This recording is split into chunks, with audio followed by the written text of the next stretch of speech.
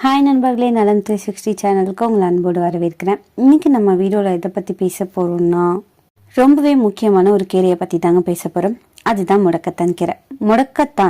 முடக்கு தானாக மருந்து கொடுக்குற ஒரு கீரை, அதுதான் முடக்கத்தான் கீரை. நம்ம பாட்டி தத்தா காலத்துலேருந்தே மூட்டு வலி, முழங்கால் வலி, முதுகு வலி அப்படின்னா முதல்ல சொல்கிறது முடக்கத்தான் கீரை சாப்பிடுங்கன்னு தான். ஆனால் ஏன் இந்த கீரை இவ்வளோ முக்கியத்துவம் வாய்ந்தது? இதை தினமும் சாப்பிட்லாமா? யாரெல்லாம் சாப்பிடக்கூடாது? எப்படி சமைச்சா முழு பலனும் கிடைக்கும் அப்படின்றத பற்றி பெருசாக யாருக்கும் எந்த ஒரு இதுவும் இல்லாமல் தாங்க இருக்குது.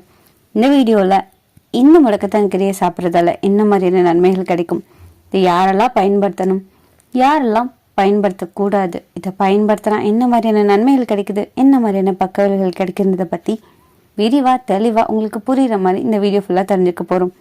ஸோ வீடியோவை லாஸ்ட் வரைக்கும் ஸ்கிப் பண்ணாமல் பாருங்கள். அதுக்கு முன்னாடி நம்ம சேனலை சப்ஸ்கிரைப் பண்ணாதவங்க சப்ஸ்கிரைப் பண்ணிக்கோங்க.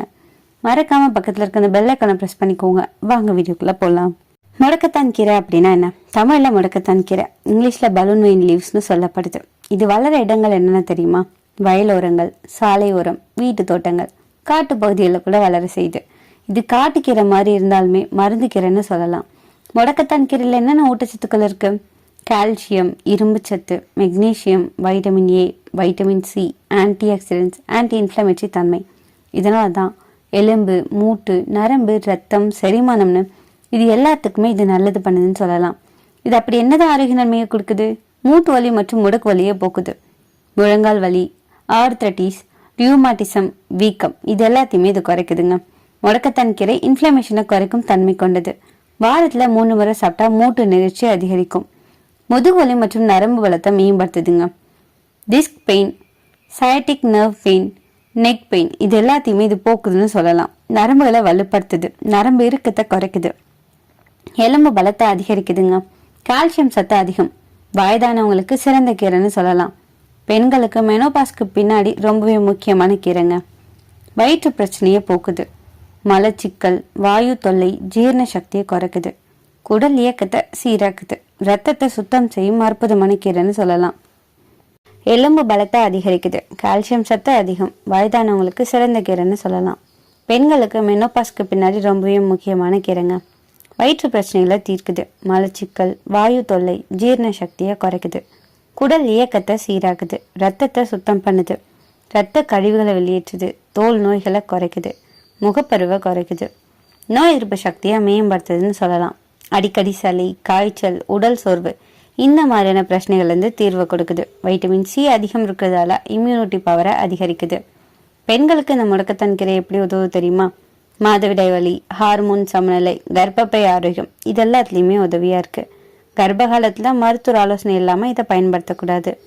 சர்க்கரை நோயாளிகளுக்கு எப்படி உதவுது? இரத்த சர்க்கரை அளவை கட்டுப்படுத்த உதவுது, இன்சுலின் செயல்பாட்டை மேம்படுத்துது, உடல் எடை குறைக்க உதவியாக இருக்குது, குறைந்த கலரி, அதிக நார்ச்சத்து, வயிறு நிறைவாக இருக்கிற ஒரு உணர்வை தருது. இதனால ஈஸியாக உங்களால் வெயிட் லாஸ் பண்ண முடியும். தோல் மற்றும் முடி நலனை மேம்படுத்துதுங்க. முடி உதிர்வை குறைக்குது, பொடுகை குறைக்குது, தோல் பொலிவை அதிகரிக்குது. இந்த முடக்கத்தான் கீரை எப்பெல்லாம் சாப்பிடலாம்? கீரை மசியல், கீரை பொரியல், கீரை அடை, கீரை சூப், கீரை பொடி. இதை சமைக்கும் போது அதிக நேரம் வேக வைக்கக்கூடாதுங்க. பூண்டு மிளகு சேர்த்தா பலன் அதிகமாக கிடைக்கும்னு சொல்லப்படுது.